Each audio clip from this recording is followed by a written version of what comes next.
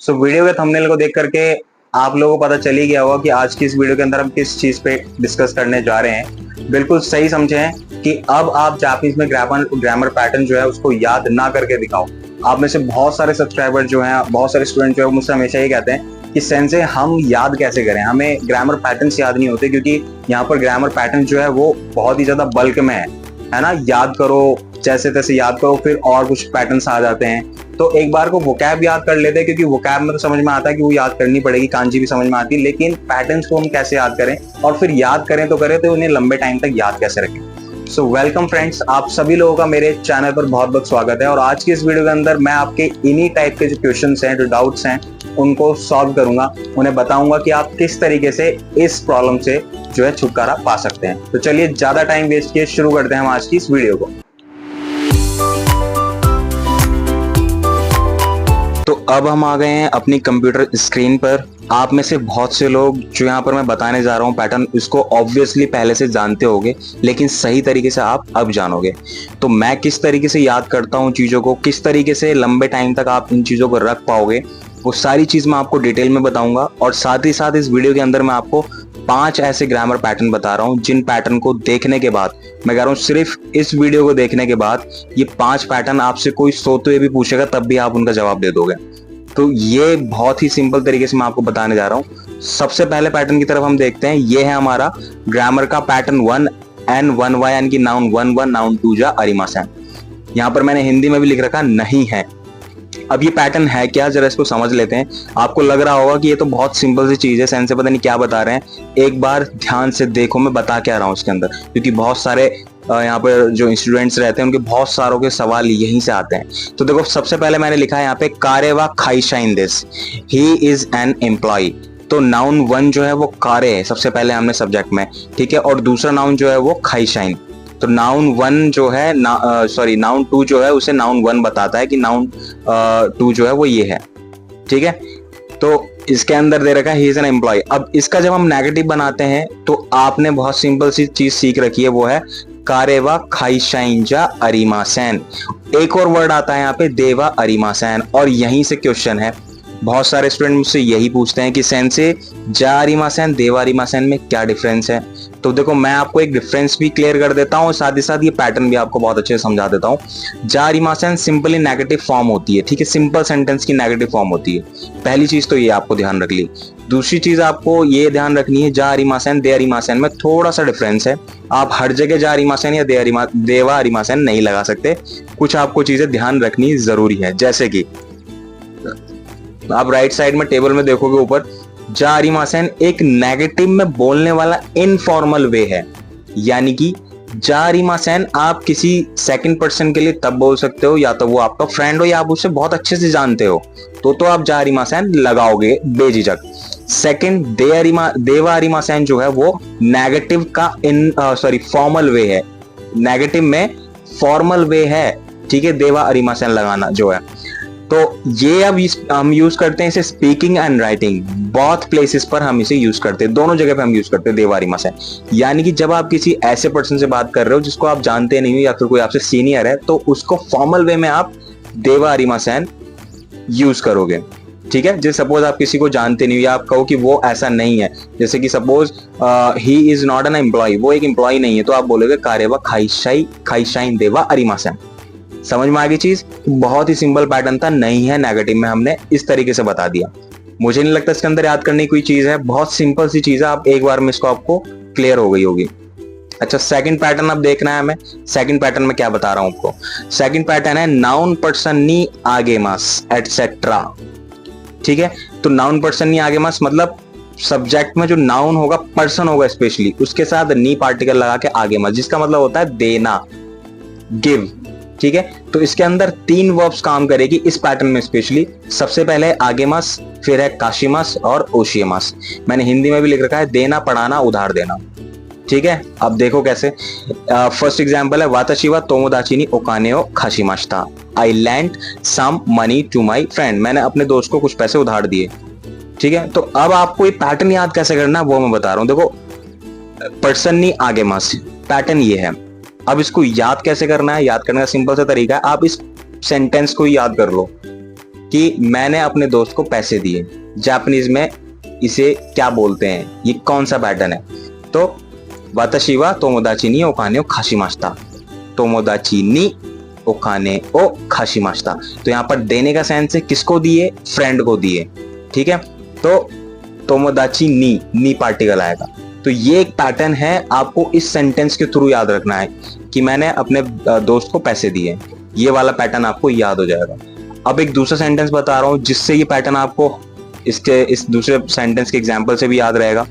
और ये सेंटेंस जो है वो मैंने अपने और आप लोगों के बीच से लिया है। जैसे कि तरुण सेंसे वा मिनासान नि निहोंगो ओ ओशिएमास, यानी कि तरुण सेंसे teach Japanese to all of you.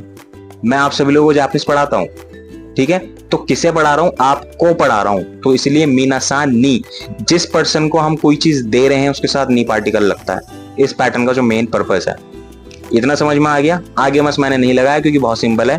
आप ओशियमस काशिमस की जगह अगर आगे मस लगा दो किसी ऑब्जेक्ट के साथ तो वो सिंपल हो जाएगा कि आपने कोई चीज किसी को दी। इतना समझ में आया। तो ये सेकंड पैटर्न था। थर्ड पैटर्न पे चले।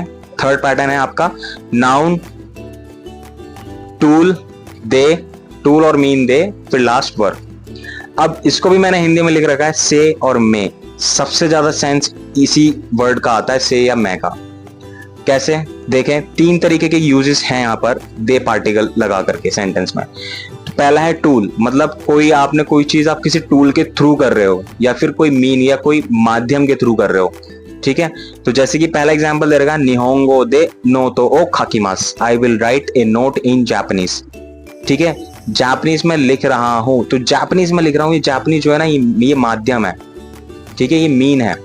तो मीन को बताने के लिए आप दे पार्टिकल लगा के ये पैटर्न यूज करते हो, निहोंगो दे नोटो ओ खाकीमास। अब ये कोई पैटर्न है नहीं, ये पैटर्न बना दिया गया है जापानीज में। आप देखो इसके अंदर कुछ नया है नहीं, सिर्फ यहाँ पर पार्टिकल दिखा रहा है दे, कि टूल और मीन की जब बात आएगी तो दे पार्टिकल लगाकर हमें ये सेंटेंस हम इस तरीके से बनाएंगे। तो बेसिकली एक मीडियम बताने के लिए या फिर किस चीज के थ्रू कोई चीज हुई है ये बताने के लिए ये वाला पैटर्न यूज होता है। तो इसके लिए भी मैं आपको एक सिंपल सा तरीका बताऊंगा। भाई सेंटेंस को याद रखो, एक सेंटेंस या दो सेंटेंस ऐसा दिमाग में चिपका लो कि आप जिंदगी में ना भूलो। कभी भी आपसे भी पूछो तो आप फटाक से बता दो कि भाई ये पैटर्न जो है ना इसमें ये यूज है। जैसे दे में हम 3 यूज पढ़ रहे हैं, सबसे पहला टूल, फिर मीन और एक और बताएंगे लास्ट में। तो दूसरे सेंटेंस की तरफ देखें, एग्जाम्पल रे, इसमें दे रखा है निहोंजिन वा हाशिदे ताबेमास। तो जो जापानीज पीपल है वो बेसिकली यूजुअली चॉपस्टिक से ही खाते हैं, ठीक है। इंडियन में हम लोग क्या करते हैं, हम लोग तो हाथ से खा लेते हैं, बट ये लोग चॉपस्टिक से ही खाते हैं। अच्छा, थर्ड, अब ये वाला थोड़ा सा इंपॉर्टेंट है, ठीक है। ये हमें ऊपर 2 दे के यूज तो पता चल गया। तीसरा वाला क्या है, जा माता वा आश्ता वा एगो दे नान दिस्का। कोई चीज कंफर्म करने के लिए भी इसको इसमें क्या बोलते हैं, तो उस केस में भी हम दे पार्टिकल लगाते हैं। सो व्हाट इज जा माता आश्ता इन इंग्लिश, ठीक है। इंग्लिश में इसका क्या मतलब होता है, ये चीज समझ में आ गई। दे पार्टिकल लगा के हम किस तरीके से पैटर्न को याद कर सकते हैं। तो यही कुछ तरीके हैं भाई जिस तरीके से मैं भी याद करता हूँ। रट्टे मारने की जरूरत बिल्कुल भी नहीं है कि अगर आप इस तरीके से पढ़ोगे noun tool mean the verb, noun to mean the verb, इस तरीके से नहीं, कभी याद नहीं होगा। लिख के ले लो मुझसे। तो ये याद करने का सबसे बेस्ट तरीका यही है जो मैं आपको बता रहा हूँ। फोर्थ पैटर्न है, इसे देखो जरा, इसे हम किस तरीके से कर रहे हैं, नाउन पर्सन नी मोराइमास। अब ये इसका थोड़ा सा जो हमने अभी आगे मस पढ़ा था इसका अपोजिट है। यहां पर देखो 3 वर्ड है, मिलना, सीखना, उधार लेना। ये वाला पैटर्न इन 3 वर्ब्स के साथ ही चलता है, ठीक है। अब कैसे है, ध्यान रहे, नाउन पर्सन नी मोराइमास, जिस पर्सन से आप कोई चीज लोगे उसके साथ भी नी पार्टिकल आता है। और हमने अभी पीछे पढ़ा था जिस पर्सन को आप दोगे उसके साथ भी नी पार्टिकल आता है। तो मेन चीज है क्या इस पैटर्न के अंदर, इस पैटर्न के अंदर जो मेन चीज है वो है इसकी लास्ट वर्ब। जहां पर देने का सेंस आ रहा है तो इट मींस ऑटोमेटिकली सेंस ये ले लेगा आपने कुछ चीज दे दी, और जहां पर लेने का सेंस आएगा तो वहां पर ऑटोमेटिकली मीन ये सेंस आ जाएगा कि आपने कोई चीज ले ली। तो देना और लेना ये जरा हिसाब से लगाना है, ये चीज आपको ध्यान रखनी है। बाकी सेंटेंस पैटर्न सेम वही है जो पीछे था। नाउन पर्सन के साथ ही नी वहां पे भी लग रहा था और यहाँ पर भी लग रहा है। तो एग्जाम्पल के लिए एक देख लेते हैं, मीनासान वा तरुण सेंसेई ने निहोंगो ओ नराइमास।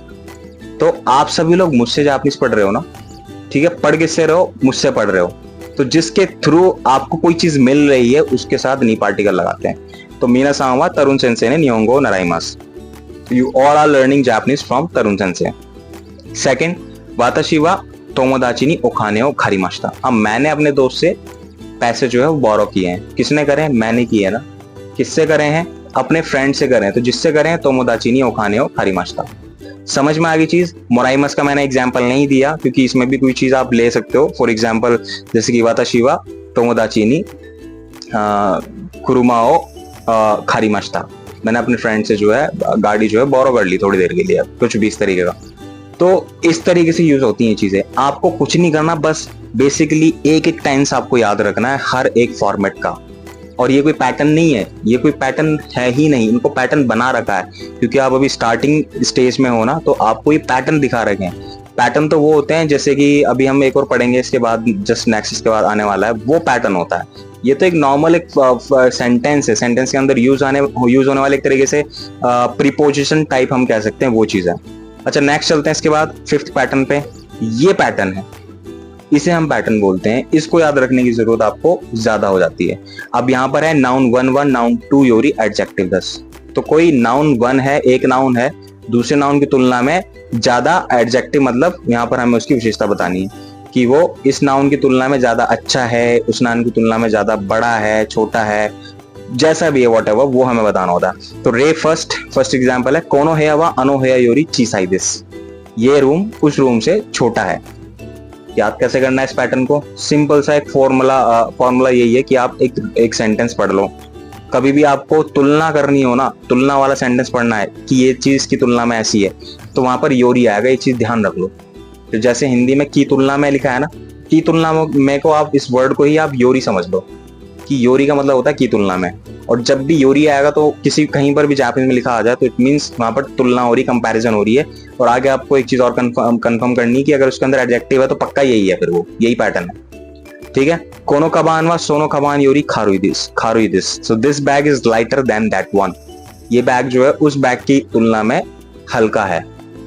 समझ में आ गई? तो हमने कौन से 5 पैटर्न अभी डिस्कस करे हैं, याद है आपको? चलिए फटाफट से हम क्विक रिव्यू कर लेते हैं। सबसे पहला हमने पढ़ा नाउन 1 व नाउन 2 जा अरिमासेन। नाउन 1 जो है नाउन 2 नहीं है, ये हमने पहला पढ़ा था। सेकंड नाउन पर्सन नी आगे मस कोई चीज देना, पढ़ाना, उधार देना। ठीक है। नाउन नाउन में टूल मीन दे वर्ब से में, ये भी मैंने आपको बताया था। नाउन पर्सन नी मोराइमस एटसेट्रा, मिलना, सीखना या उधार लेना। और लास्ट था नाउन 1 व नाउन 2 योरी एडजेक्टिव। समझ में आया? तो यही चीज है, यही कुछ बेसिक टिप्स है जिसको मैं यूज करता हूँ। और इन्हीं चीजों को याद करके, इन्हीं चीज को यूज करके मैं लॉन्ग टाइम तक पैटर्न को याद रख पाता हूँ। ये तो सिर्फ अभी एग्जांपल्स हैं। मैं कोशिश करूंगा आपको कि आगे कुछ ऐसी वीडियोस दूं आपको बना के कि आप सिर्फ मेरी वीडियो को देख करके ही ना याद कर लो पैटर्न, आपको बुक उठाने की जरूरत ही ना पड़े। और मैं ऐसा करूंगा जल्दी। ये कुछ ऐसे टिप्स थे जो मैंने अपनी पर्सनली एक्सपीरियंस से मैंने आपको बताया है। और ये कुछ ऐसी नई चीज नहीं है जो मैंने कुछ नई इन्वेंट करी है, ये आप लोगों को भी पता होगी। But this is the proper way. ये एक सही तरीका मैंने बताया कि जिस तरीके से मैं किया करता था। मैंने कोई भी सेंटेंस पैटर्न पढ़ा ग्रामर का, देन उसके बाद पढ़ने के बाद उसके एक सैंपल के तौर पे एक सेंटेंस में उन्हें याद कर लिया करता था। और जब भी मुझे कभी जरूरत पड़ती थी ऐसे सेंटेंस बोलने की, जब किसी जापानी से मैं बात करने की कोशिश करता था, तो ऑटोमेटिकली वो चीज आती थी just because of the practice. तो आपको अभी स्टार्टिंग में करना यही है, पैटर्न इसी तरीके से पढ़ने हैं। जब आपका N5, 4 और N3 तक आप क्लियर कर लेते हो, then you need to do practice. फिर आपको प्रैक्टिस करने की जरूरत पड़ेगी। और प्रैक्टिस करने के लिए सबसे अच्छी चीज जो है वो आपकी ये काम आएगी। वहां पर आपको पैटर्न सोचने की जरूरत नहीं पड़ेगी। आप जब सेंटेंस बोलोगे ना, ऑटोमेटिकली आप एक सेंटेंस याद कर लोगे, आपको वो पैटर्न पूरा ऑटोमेटिकली याद आ जाएगा। और आप उस पैटर्न के थ्रू 1000 टेंसेस जो है वो बना सकेंगे। ठीक है। तो ये सारी चीज डिपेंड करती है आपके प्रैक्टिस के ऊपर। जितनी आप प्रैक्टिस कर लोगे उतना ही इजीली आप सेंटेंस को बना लोगे। अब सच बताऊं तो मैं N3 N2 करने के बाद इतने सारे पैटर्न्स हैं, मैं सबको कैसे याद रखूं? तो कुछ नहीं है, बस मैं इन सेंटेंस को यूज करता हूं और डिपेंड ऑन द सिचुएशन, जैसी सिचुएशन होती है उसी के अकॉर्डिंग हम सेंटेंस बोलते हैं। तो ज्यादा सोचने की जरूरत नहीं है, बहुत सिंपल सी यहाँ पे ट्रिक है। इस ट्रिक को आप यूज करें और उसके बाद बताएं कि रिजल्ट कैसा रहता है। ठीक है। तो मिलते हैं अपनी नेक्स्ट वीडियो में कुछ इसी तरह की इंफॉर्मेटिव वीडियोस के साथ। तब तक के लिए keep practicing, keep smiling, take care. और हाँ, अगर आपने अभी तक चैनल को सब्सक्राइब नहीं किया है तो चैनल को जरूर सब्सक्राइब कर लो। वीडियो को लाइक जरूर कर दीजिएगा, क्योंकि आपकी यही कुछ एक्टिविटीज है ना, ये मुझे मोटिवेशन देती रहती है ताकि मैं इसी तरीके से वीडियो जो है वो यूट्यूब पर लाता रहूं। तो मिलते हैं अपनी नेक्स्ट वीडियो में।